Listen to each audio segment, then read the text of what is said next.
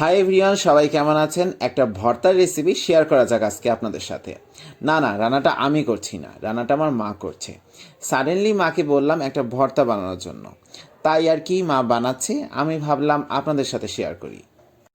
প্রথমে মা কড়াইতে তেল দিয়ে দিল। আপনারা আপনাদের কোয়ান্টিটি অনুযায়ী দিবেন। দেন পেঁয়াজ কুচি দিয়ে দিল। পেঁয়াজ কুচির পর দিল রসুন কুচি।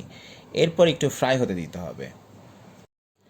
হালকা একটু ফ্রাই করার পর দিয়ে দিবে এই ভর্তার মেন ইনগ্রিডিয়েন্টসগুলো, মানে এগুলো ছাড়া এই ভর্তা হবে না, এই আর কি। তো ফার্স্টে দিয়ে দিল আলু। এরপর দিচ্ছে বেগুন। বেগুন দেওয়ার পর একটু নাড়তে হবে।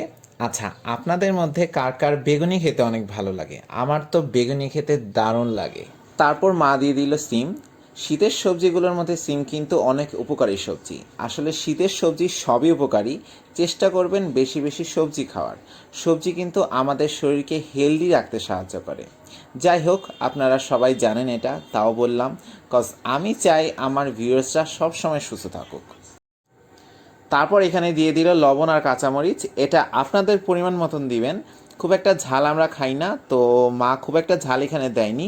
তো আপনারা আপনাদের পরিমাণ মতন দিবেন যাতে আপনাদের সুবিধা হয়।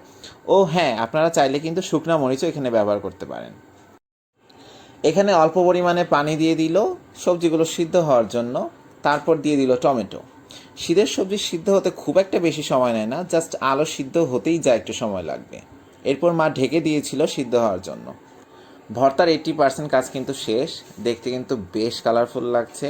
ভিডিওতে আপনাদের কাছে কেমন লাগছে জানি না, বাট আমার কাছে দারুণ লাগছে। মা আমাকে ভর্তা মাখার দায়িত্ব দিয়েছিল। বাবা, বেশ গরম।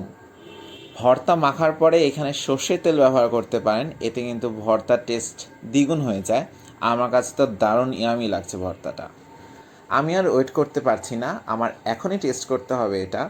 আপনাদের যদি ভালো লাগে তাহলে অবশ্যই বাসায় ট্রাই করবেন, আর আমাকে কমেন্টে কিন্তু জানাবেন শীতের সবজি দিয়ে এই ভর্তাটা কেমন লাগলো। আর লাইক দিতে কিন্তু ভুলবেন না।